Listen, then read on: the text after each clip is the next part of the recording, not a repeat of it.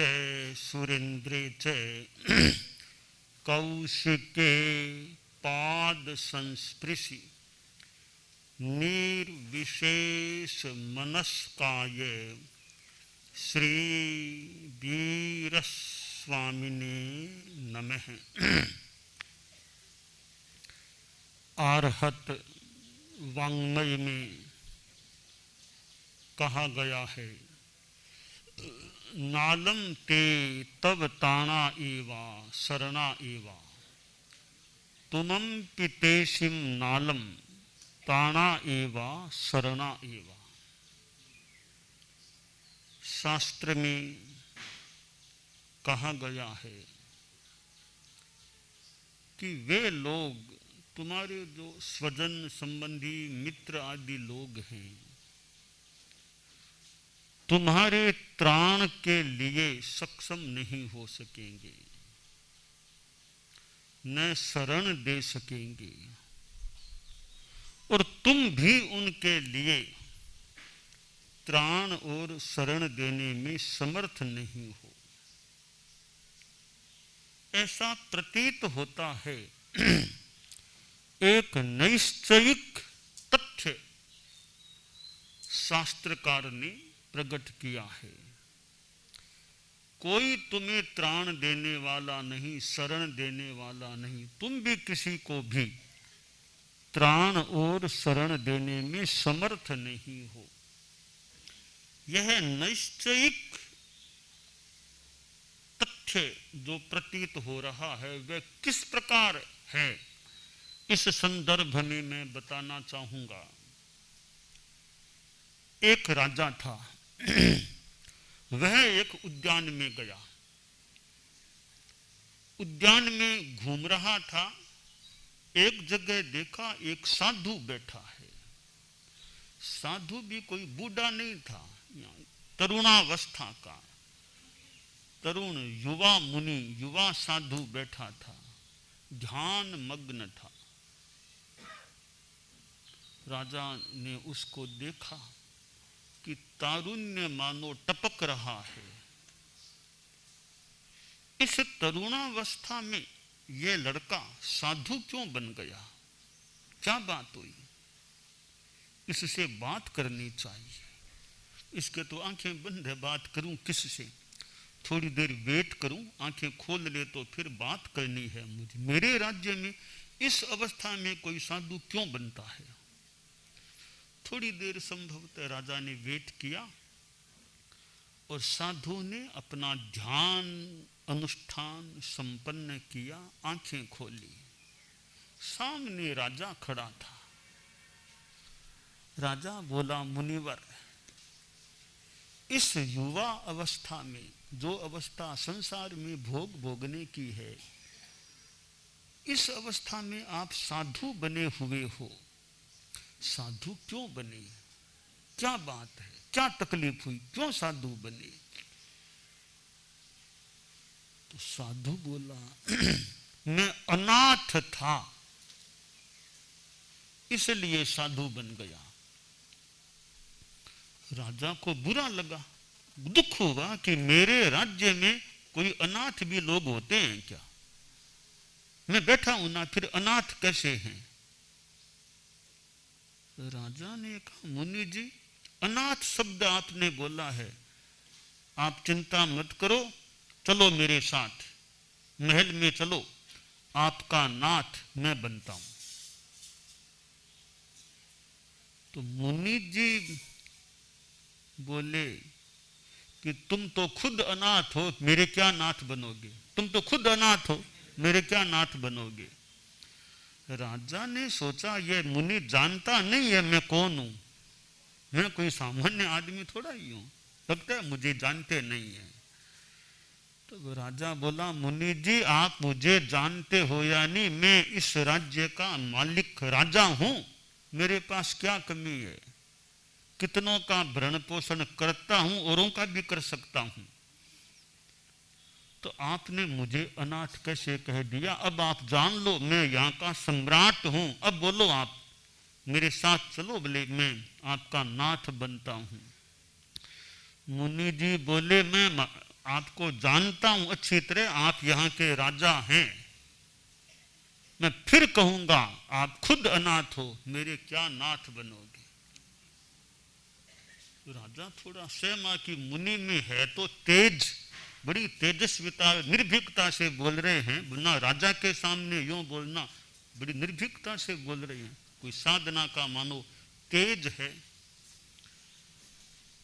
कहा मुनि जी मैं समझा नहीं, मैं तो कितनों का नाथ हूं, मुझे अनाथ कैसे कह रहे हो आप। मुनि जी बोले देखिए मेरी थोड़ी सी कहानी सुनो आप, फिर मैं नाथ अनाथ की बात बताऊंगा। बोलो महाराज क्या कहानी आपकी। राजन मैं भी कोई सामान्य घर का लड़का नहीं हूं, अच्छे धनाढ्य घर का मैं लड़का, मेरी शादी भी हो गई थी, मेरे पिताजी बहुत धनाढ्य हैं। एक बार क्या हुआ, मेरे आंख में वेदना शुरू हो गई, आंख में पीड़ा शुरू हो गई। मेरे पिताजी मेरे प्रति बहुत वात्सल्य रखने वाले, तत्काल उन्होंने वैद्य को बुलाया मेरी आंख की चिकित्सा के लिए। वैद्य आया, प्रयास भी किया, मेरी वेदना कम नहीं कर सका। मेरे परिवार के लोग आसपास बैठे थे, कोई आंखों में आंसू डाल रहे थे, दुख तो कर रहे थे कि वो क्या हो गया बेटे के, क्या हो गया इनके, क्या हो गया। कोई मेरी वेदना को बता नहीं सके, वेदना मुझे ही भोगनी पड़ रही थी। तब मेरे मन में आया आज पिताजी हैं, माताजी और भी बैठे हैं, कोई भी मेरी वेदना को कम नहीं कर पा रहा है। अगर मेरी वेदना ठीक हो जाए, मैं संसार परिवार को छोड़ के साधु बन जाऊंगा, कोई मेरा त्राण नहीं है यहाँ पर। राजन मैंने संकल्प लिया, कुछ देर बाद धीरे धीरे धीरे धीरे वेदना कम होने लगी, सुबह तक मैं ठीक स्वस्थ हो गया। मैंने परिवार के लोगों से कह दिया अब मैं तो साधु बनूंगा, नहीं रहना मुझे संसार में, मुझे तो आत्म साधना में आगे बढ़ना है। अनुमति लेकर मैं साधु बन गया और अभी यहां मैं यूं ध्यान प्रयोग कर रहा था।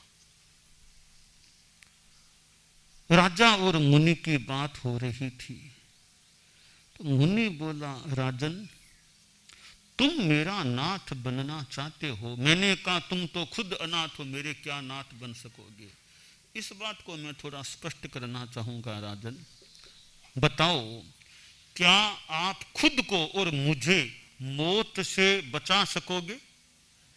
आप वादा करो आप खुद भी नहीं मरोगे और मुझे भी नहीं मरने दोगे, मौत से रक्षा आप कर लोगे मेरी, या खुद की भी रक्षा कर सकोगे। राजा महाराज ये तो संभव नहीं है, सबको मरना पड़ेगा, मैं हूं चाहे आप हो, मौत से तो मैं रक्षा नहीं कर सकता। राजन क्या बुढ़ापे से आप खुद को बचा लोगे, क्या मुझे भी बचा लोगे। ये बुढ़ापा तो आयुष्य लंबा है तो आएगा, इससे बचाना तो हाथ के, कितना ही पैसा पास में है बुढ़ापा प्रभावी नहीं होगा, यह तो हाथ की बात नहीं है, कोई गारंटी नहीं ली जा सकती। अच्छा राजन जिंदगी भर कोई बीमारी नहीं आएगी, न आपके शरीर में न मेरे शरीर में, ये आप गारंटी ले सकते हो। महाराज मैं गारंटी नहीं ले सकता, बीमारी कब किसके आ जाए।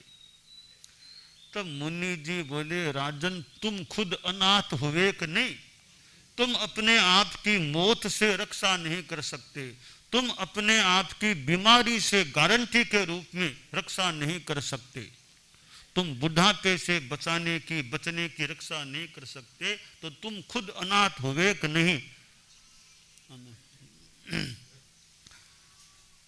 राजा बोला महाराज मैं तो आपके सामने प्रणत हूं, आप साधु हो मैं राजा हूं, परंतु जिस प्रकार आपने बातें रखी है उन वे बातें मानो कि लाजवाब जैसी है, कोई त्राण शरण इस संदर्भ में तो मैं आपको नहीं दे सकता, मैं खुद को भी बुढ़ापे से बीमारी से और मौत से नहीं बचा सकता।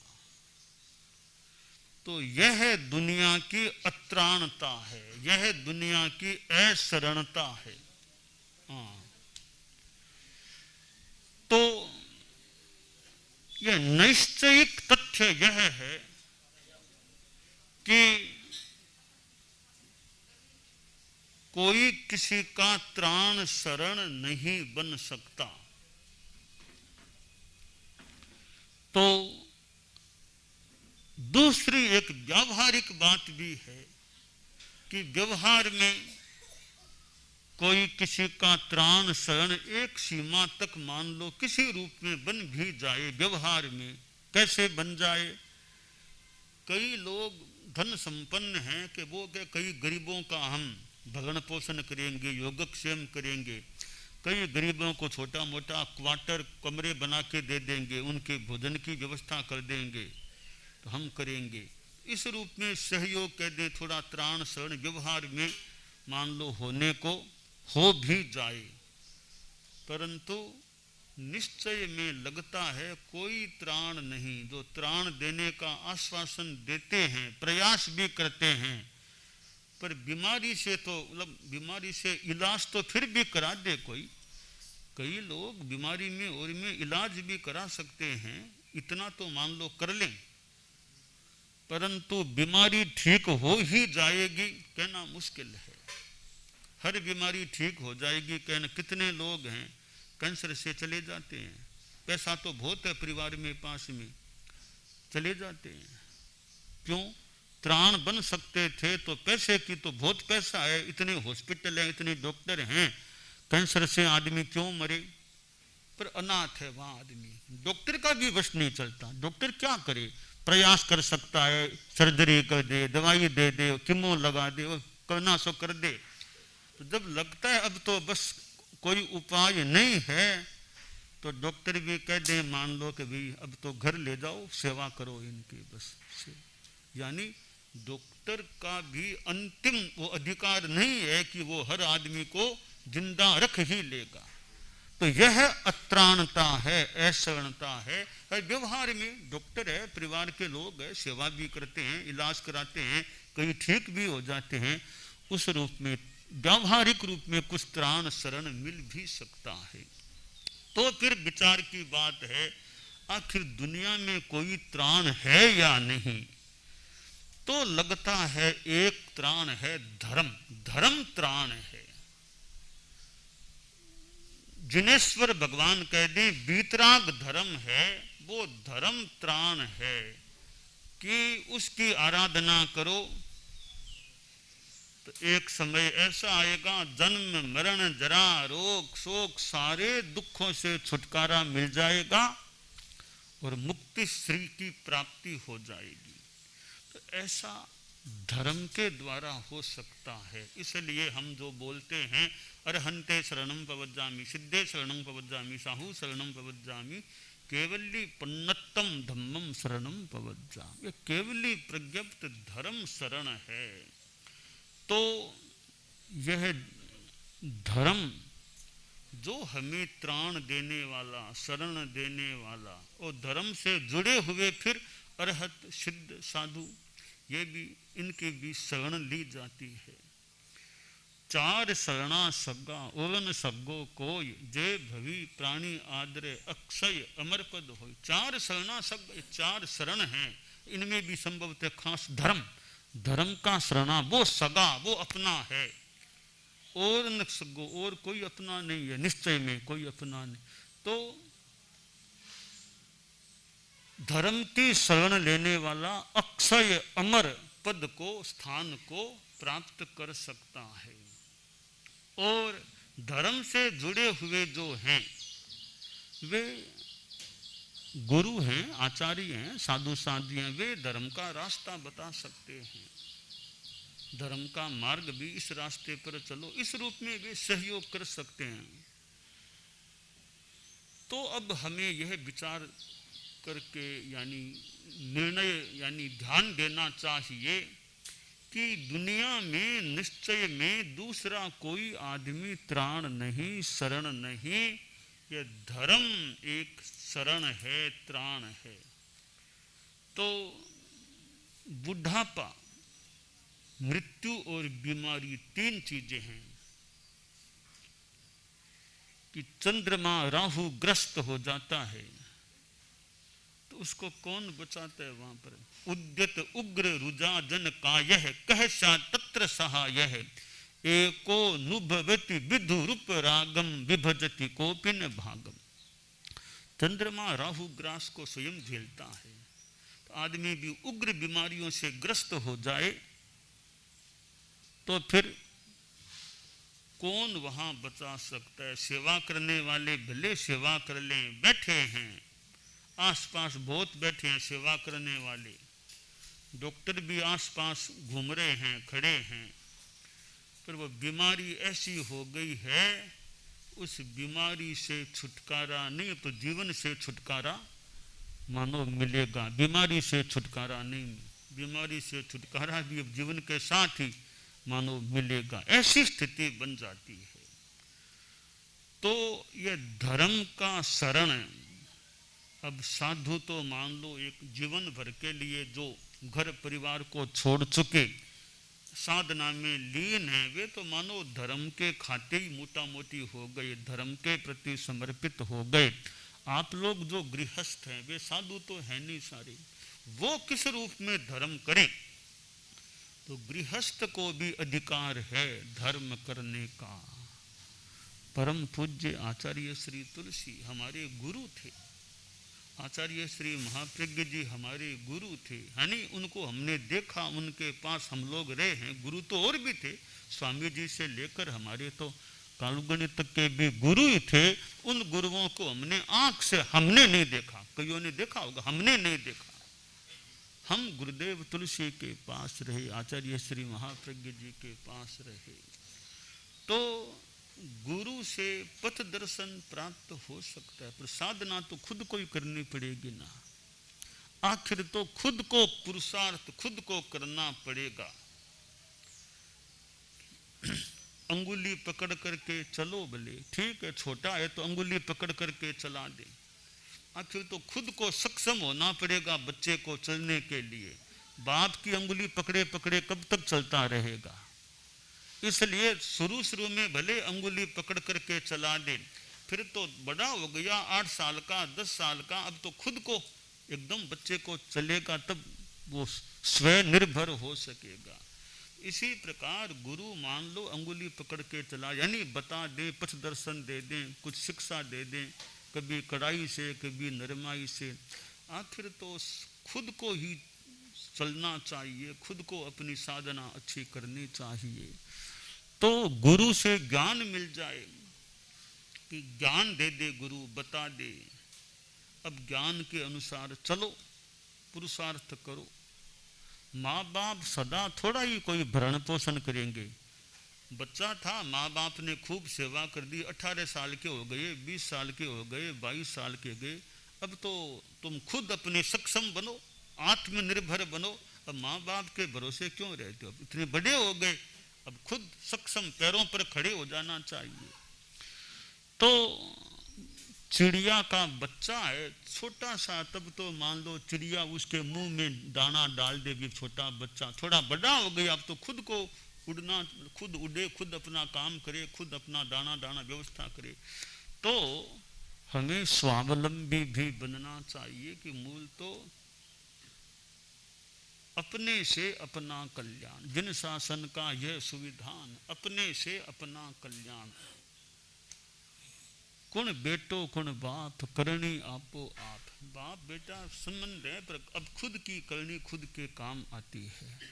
तो शास्त्रकार ने बहुत ही एक बड़ी मानो बात बता दी, नालम ते तव ताना एवा शरणा एवा, तुमम पितेशिम नालम ताना एवा शरणा एवा। वे स्वजन लोग तुम्हें त्राण शरण देने वाले तुम्हारे त्राण शरण के लिए नहीं सक्षम नहीं होंगे, और तुम भी उनके त्राण और शरण के लिए सक्षम नहीं होगे। यह बात ऐसा लगता है निश्चय की बात है। हमारे साधु साध्वियाँ भी कई बैठे हैं, शास्त्रों का स्वाध्याय करने वाले भी कोई हो सकते हैं। तो ये जो बात आई है शास्त्र में कि नालम ते तव ताना, ये एक निश्चय नहीं की बात लगती है। अभी निश्चय में कोई त्राण, व्यवहार में तो सेवा करने वाले करते हैं, सहयोग देते हैं, त्राण भी व्यवहार की भूमिका में जितनी सीमा में संभव है। कोई गिर गया तो उसको उठा लेते हैं, डॉक्टर के ले जाते हैं, हॉस्पिटल भरते, तो यह सारा व्यावहारिक रूप में एक सीमा तक त्राण शरण भी हो गया। पर वह त्राण शरण भी कब मिलेगा? मूल खुद की आत्मा त्राण देगी तभी दूसरे त्राण दे सकेंगे। तो व्यवहार की भूमिका में दूसरे भी त्राण शरण दे सकते हैं, ऐसा लगता है। निश्चय में कोई त्राण देने वाला नहीं, कोई शरण देने वाला नहीं। एक धर्म है, अध्यात्म है, वो हमें दुखों से छुटकारा दिलाने में पूर्णतया समर्थ है, ऐसी आस्था है। तो हम धर्म की शरण में रहें।